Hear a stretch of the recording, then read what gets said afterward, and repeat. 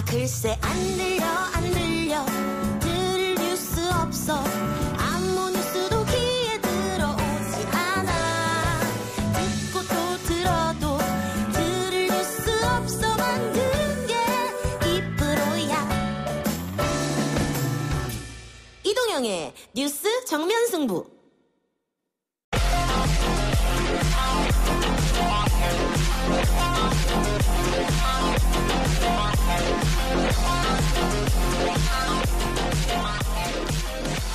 YTN 라디오 이동의 뉴스 정면승부 3부 시작합니다. 오늘 나온 뉴스들 언박싱해드리는 기자 언박싱. 오늘은 헤럴드 경제 배돈 기자 전화 연결합니다. 배돈 기자. 안녕하십니까. 예, 안녕하십니까. 코로나 상황부터 전해주시죠.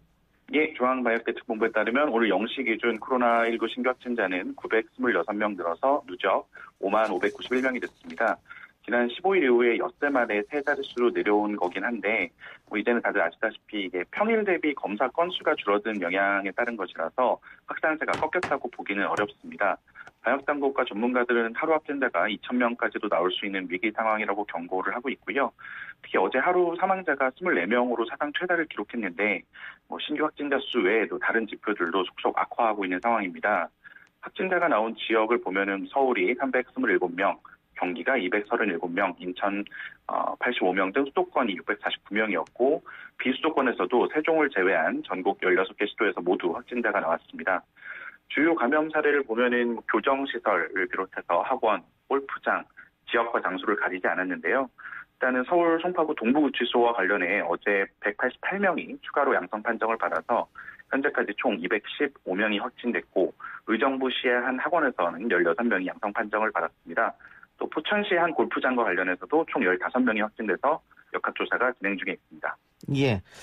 그렇기 때문에 상황이 엄중하기 때문에 오늘 서울, 경기, 인천 등 수도권에서 5인 이상 모임 금지 명령이 내려졌습니다. 이게 내일 모레부터 시작하는 겁니까? 예, 맞습니다. 자, 그런데 이게 5인 이상 모임 금지가 과연 어디까지 5인 이상 모임을 금지해야 되냐? 뭐 회사도 그러면 못 나가는 거 아니냐? 뭐 여러 가지 지금 의문점들이 있거든요. 예. 그거 하나씩 좀 설명이 필요할 것 같습니다. 네, 일단 알겠습니다. 가족 모임은 어떻게 되는 거예요? 가족 같은 경우는 이제 주민등록표상 같은 장소에 살고 있는, 그러니까 주민등록상 거주지가 같은 가족들은 여기서 예외입니다. 그러니까 예를 들어 5인 가족이 있고 뭐 아이가 3명이라서 5인 가족일 경우 이 부분부터 따로 떨어져 나가서 살고 그렇게 할 수는 없잖아요. 그러니까 이런 경우는 예외인데 다만 같이 살고 있지 않은 부모님이나 뭐 형제자매 같은 경우는 이제 주소가 같지 않기 때문에 다른 뭐 집이나 다른 곳에서 실내외를 막론하고 사적 모임을 5명이 넘어가서 하면은 안 되는 거고요. 그다음에 아까 말씀하신 뭐 회사를 가야 되는 거냐? 일단은 행정 공공기관 공적인 업무 수행이나 기업의 경영 활동 등 불가피한 경우 뭐 이런 경우에서는 이번 조치에서 제외가 되어 있습니다. 그래서 사적 모임은 제가 좀 한번 읊어드리면 동창회, 동호회, 야유회, 송년회, 신년회, 또 직장의 회식, 워크숍, 개모임, 집들이, 돌잔치, 회가변, 칠수년 뭐 이런 거의 공적인 업무 수행을 제외한 거의 모든 모임이 이제 해당이 된다고 보시면 될 것 같습니다. 예. 그러니까 사적 모임은 다 이제 5인 이상 모임이 금지가 되는 것이고. 예, 맞습니다. 뭐 공적 모임이라든가 혹은 회사에 출근하고 하는 것은 뭐 어쩔 수 없는 거니까 이거는 해당 안 된다 이 말씀이네요. 예, 맞습니다. 다만 이제 사적 모임에도 불구하고 이제 결혼식이나 장례식 같은 경우 사적인 행사지만 예외적인 성격이 있다 보니까 그걸 감안해서 제외가 됐고요. 그래서 이제 결혼식장이나 장례식장 같은 경우는 현재 2.5단계 거리두기 기준인 50명 미만 허용이 유지가 되고 또 이제 대학별 입학시험 같은 경우도 현행 2.5단계 수준으로 50인 이내에서 분할된 공간에서 시험을 치르는 게 허용이 됩니다. 예. 이걸 만일 위반했을 때는 감염병 예방법에 따라 고발될 수 있고 300만 원 이하의 벌금을 또 받을 수 있네요. 예, 맞습니다. 당국이 좀 엄중하게 경고를 하고 있는데요. 이번 그 사적 모임 금지 조치를 어기는 사업주, 밖에서 식당이나 이런 외부에서 할 경우 사업주가 있겠죠. 또는 이용한 사람, 이용자 모두에게 과태료 부과나 행정조치 등으로 엄정 대응하겠다 이렇게 밝혔습니다. 단속도 하겠다는 겁니까? 단속도 하기는 하겠다고 하는데 이게 무슨 뭐 음주 단속하듯이 사실 식당마다 들이닥쳐서 뭐 인원을 체크하고 그렇게 하는 게 사실 또 인원을 특정하기도 쉽지가 않잖아요. 그래서 이제 그런 단속에는 한계가 있을 수밖에 없지만 민원 신고라든지 또 이제 특별사법경찰대로 아주 특사경을 통해서 연말연시 특별 점검을 하겠다 뭐 이렇게는 밝힌 상황이고요. 이게 뭐 아무래도 적발이나 단속이 집중적으로 이렇게 한다기보다는 좀 경고 조치에 중점을 두고 있다고 봐주시면 될 것 같습니다. 회식 같은 거 12명이 가서 4명씩 세 테이블에 따로 나눠 앉고 이것도 당연히 안 되겠죠? 예, 오늘 원칙적으로는 안 되고 이게 뭐 이제 꼼수라 그래서 테이블을 나눠 앉으면은 이게 사실 단속이 쉽지 않을 수도 있을 텐데 만약에 이제 확진자가 발생할 경우가 문제가 됩니다. 이렇게 역학조사 등을 통해서 위반 사실이 확인이 되면은 뭐 고발도 될 수 있고 치료비에 대한 구상권도 청구가 될 수 있기 때문에 웬만하면은 좀 방역 지침을 지켜주시는 게 좋을 것 같습니다. 알겠습니다. 이에 관련한 더 자세한 내용은 내일 서울시장 권한대행과 인터뷰가 예정돼 있으니까 그때 가서 이야기하도록 하고요. 혹시 궁금한 점 있으면 샵 0945번 50원 유료 문자로 질문 남겨주시면 제가 내일 질문할 때 참고해서 이야기하겠습니다. 자, 그런데 이렇게 5인 이하 모임하지 말고 그냥 3단계로 높이는 게 오히려 효과적이지 않냐 이런 지적도 있더라고요. 예, 맞습니다. 또 전문가들 사이에서는 징자계획 3단계를 했어야 된다 뭐 이런 지적도 나오고 있는 건데요. 사실은 이번에 취하는 5인 이상 집합금지가 3단계보다 더 셉니다. 3단계에서는 10명 이상 집합금지거든요. 그렇기 때문에 이게 이제 3단계는 마지막 카드로 좀 남겨두고 있다라는 느낌을 지울 수가 없는 게 어쨌든 상황의 엄중함을 시민들에게 좀 알리는 게 사실 가장 중요하거든요. 그러니까 시민들이 잘 따라주고 최소한 모임을 자제해야 되는데 3단계로 가는 거는 이제 마지막 카드다 보니까 좀 아무래도 거기까지 가지 않고 다른 어떤 뭐 와일드 카드라고 해야 될까요? 이런 식으로 해서 경각심을 준다는 측면으로 좀 해석이 되고 있습니다. 서울 송파구 동부구치소 집단 감염이 논란이 됐었는데 경기도 우광시에 위치한 서울구치소에서도 확진자가 나왔습니다. 예, 그렇습니다. 정확하게 지난 12일에 서울구치소에 유치가 됐다가 19일에 출소자 한 명이 확진 판정을 받은 건데요. 그러니까 이게 출소 시까지 독거실에 격리 수용했다고 하고 또 그 당시 이제 특이 증상은 없었다고 하는데 바로 이제 출소한 이후에 이튿날인 20일 확진 판정을 받은 겁니다. 사실 서울구치소가 박근혜 전 대통령이랑 전광훈 사랑제일교회 목사, 김재현 옵티머스 자산운용 대표 뭐 이런 지금 사실 이제 좀 뭐 유명 인사들이 수감되어 있는 곳인데요. 어쨌든 이 확진자와 접촉한 직원들이랑 수용자 등을 상대로 진단 검사를 시행하고 있고 또 이렇게 구치소발 확진자가 나오면서 일선 법원과 검찰청에도 비상이 걸렸는데요. 이제 서울구치소나 뭐 동부구치소 다 마찬가지로 여기 수용되어 있는 분들이 이제 수도권에 있는 검찰청이나 법원에 출석해서 조사받거나 재판을 받잖아요. 그렇기 때문에 이제 대검찰청 같은 경우도 구속수사나 소환 등 대면 조사를 자제하라라고 오늘 지시를 했고 대법원의 법원 행정처도 전국 법원에다가 아예 내일부터 다음 달 11일까지 3주간 휴정하라고 권고를 했습니다. 다만 이제 구속이나 가처분, 집행정지 등의 긴급을 요구하는 사건은 휴정 권고 대상에서 제외가 됐는데요. 이에 따라서 내일로 예정된 윤석열 검찰총장의 정직 처분, 집행정지 신청 재판은 예정대로 진행될 것으로 보입니다.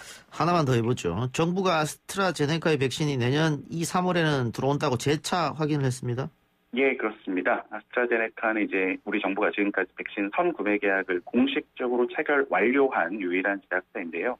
사실 이제 내년 2, 3월쯤에 아스트라제네카 백신이 도입될 거라고 여러 차례 발표를 했는데 계속 지연되는 거 아니냐 뭐 이런 얘기가 제기돼 왔었어요. 그래서 이제 오늘 손영래 중앙사고수습본부 전략개입반장이 아주 확실하게 얘기를 했습니다. 내년 2, 3월에 들어오는 게 확실하다. 여러 경로로 확약이 돼 있고 보장돼 있다. 그래서 이제 이런 질문이 반복돼서 곤혹스럽다.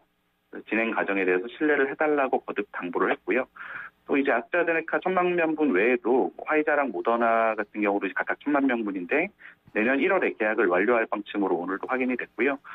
이제 해외 제약사하고는 별개로 또 그 코백스 퍼실리티라고 하죠. 그 백신 전 세계 공동 구매하고 배분하는 국제 프로젝트를 통해서도 1,000만 명분을 구매하기로 한 상태이니까 조금 더 기다려 보면 좋을 것 같습니다. 알겠습니다. 배 기자님 오늘 말씀 고맙습니다. 예, 고맙습니다. 지금까지 기자 언박싱 헤럴드 경제 배도원 기자였습니다.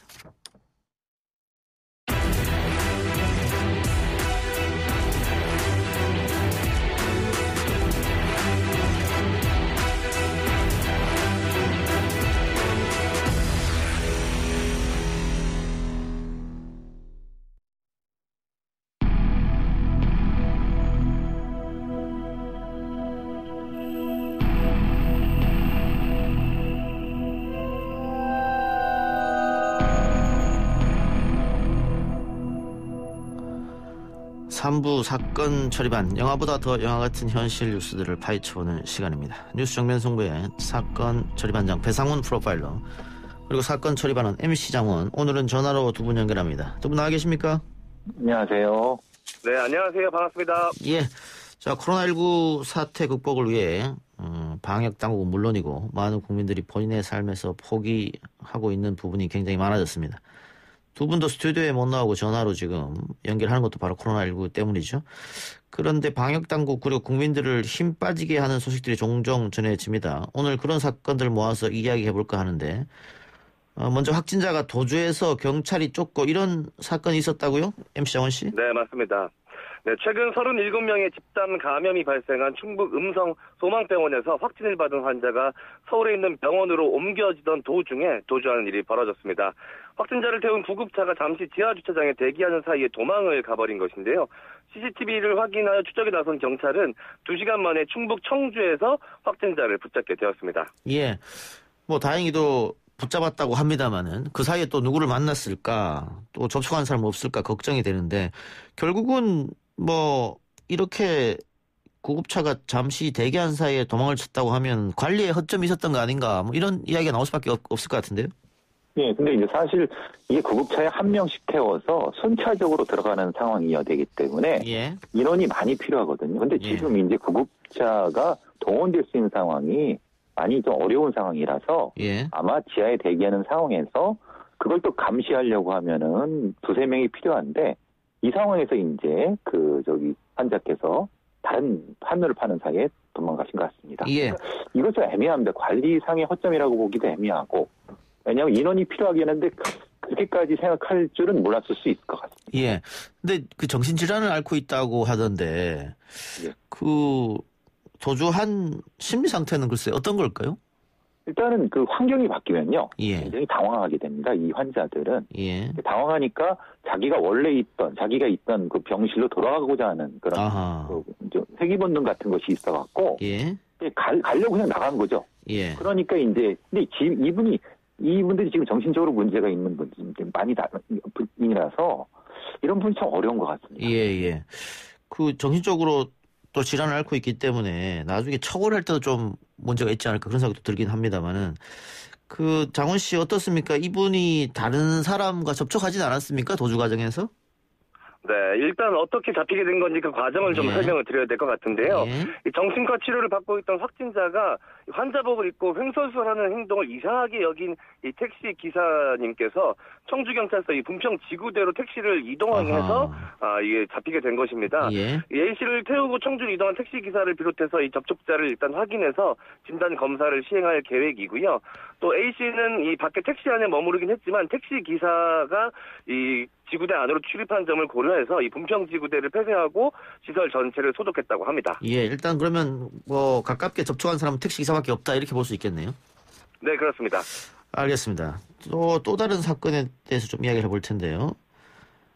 지금 우리가 2.5단계로 격상되어 있는 상태라서 카페도 못 가고 온식점도 9시에 문을 닫습니다. 노래방 또 클럽도 다 안 되고요. 그런데 방역의 빈틈을 이용해서 꼼수 영업하고 있는 사람들이 있는 모양이에요?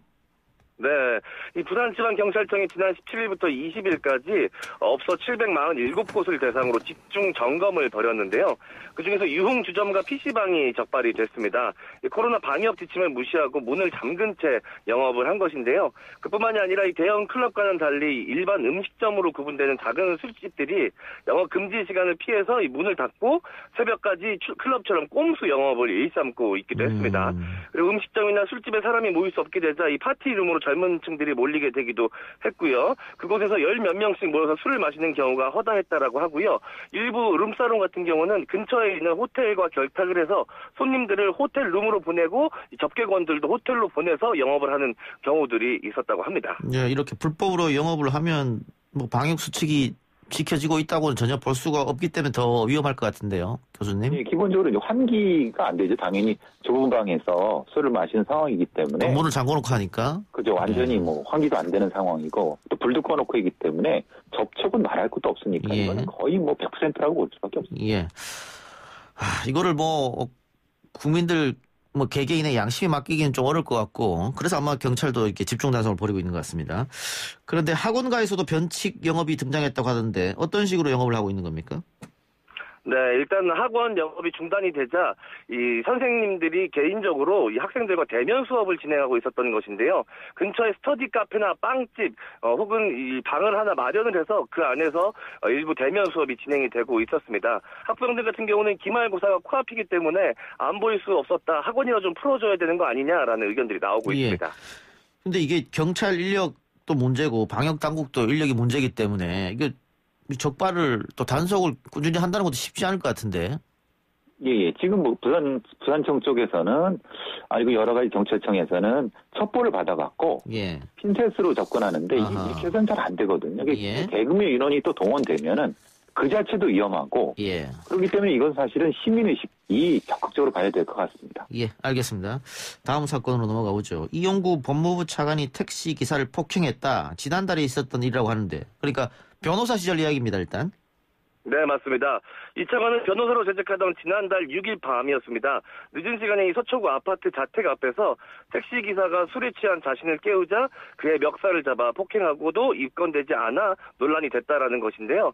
택시기사는 처벌을 원치 않는다는 의사를 밝혔고요. 서울 서초경찰서는 운전 중인 자동차 운전자 폭행을 무겁게 처벌하는 특정범죄 가중처벌 등에 관한 법률이 아니라 이 반의사 불벌죄인 형법상 폭행 혐의를 적용해 사건을 같은 달 12일 내사 종결했습니다. 예.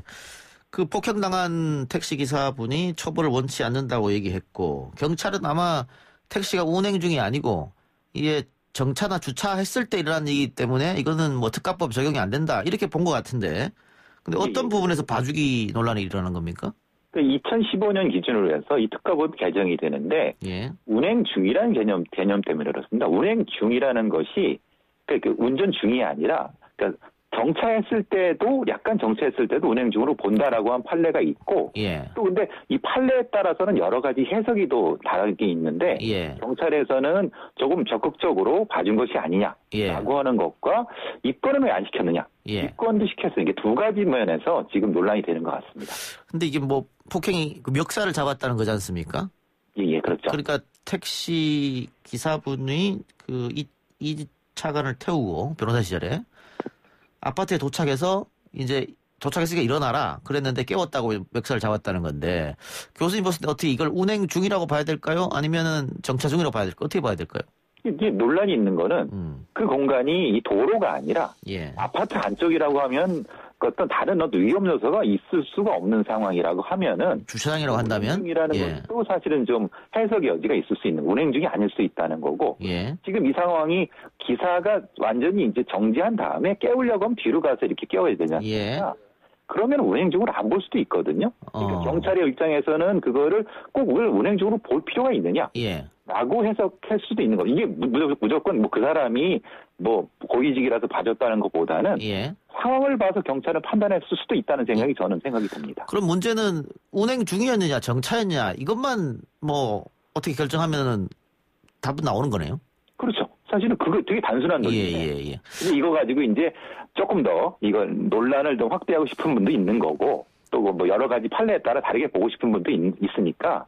근데 그건 확실한 거는 경찰이 왜 입건을 안 했느냐, 내사 종결했냐, 이 부분은 조금 입건할 수도 있는데, 근데 이제 관행상 안 하는 경우도 있거든요. 예. 왜냐하면 합의하면 끝나는 거니까. 예. 예. 알겠습니다. 좀 지켜보도록 하죠.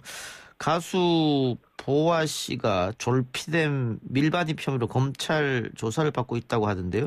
졸피뎀이면 그 수면제 약 이야기하는 거 아닙니까? 네, 맞습니다. 17일 법조계 등에 따르면 이 서울중앙지검 강력범죄 형사부는 지난 16일 보아를 피의자 신분으로 불러 조사를 했다라고 합니다. 예. 보안 소수사 일본 지사 직원을 통해 해외에서 처방받은 이 졸피뎀 등 향정신성 의약품을 국내 직원 명의로 반입하려다가 적발된 것으로 전해졌습니다. 쌤은 17일 공식 보도자료를 통해서 이번 일은 무역 통관 업무 등의 지식이 없던 당사의 해외 지사 직원의 실수로 인해 발생한 것으로 먼저 이로 인해 팬 여러분들은 물론 많은 분들께 심려 끼쳐드려 죄송하다라고 입장을 전했습니다.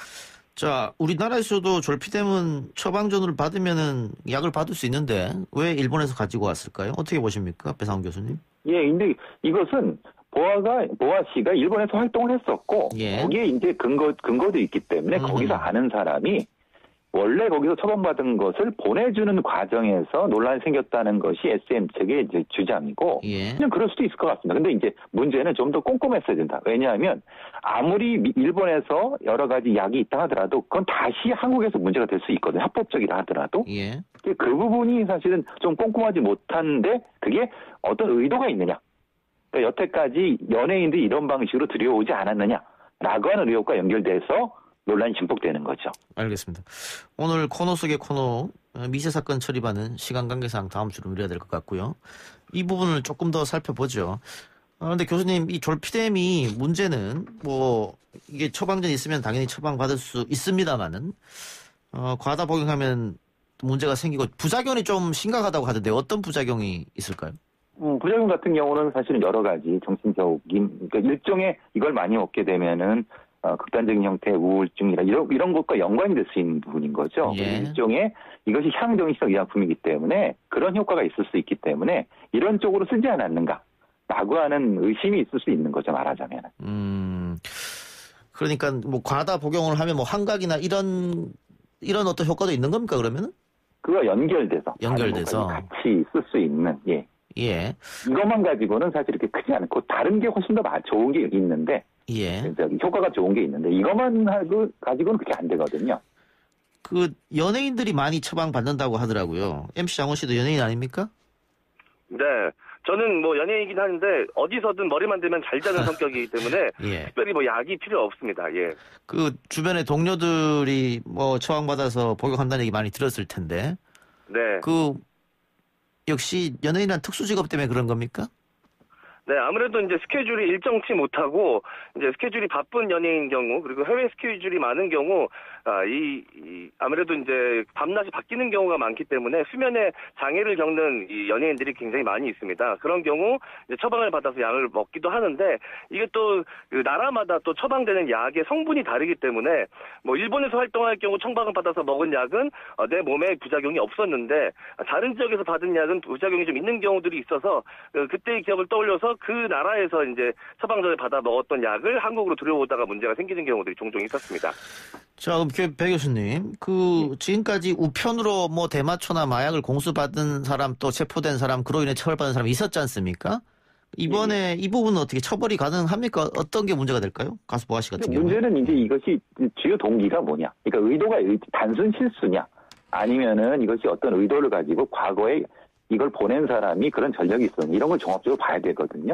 그래서 검찰에서 이걸 볼 텐데 그냥 되게 단순한 형태의 그 사무실수라고 하면 이건 처벌하기는 어려울 것이고 예. 그런데 문제는 이것이 반복됐다. 혹시 주변에서 그랬다면 이것은 처벌할 수 있죠.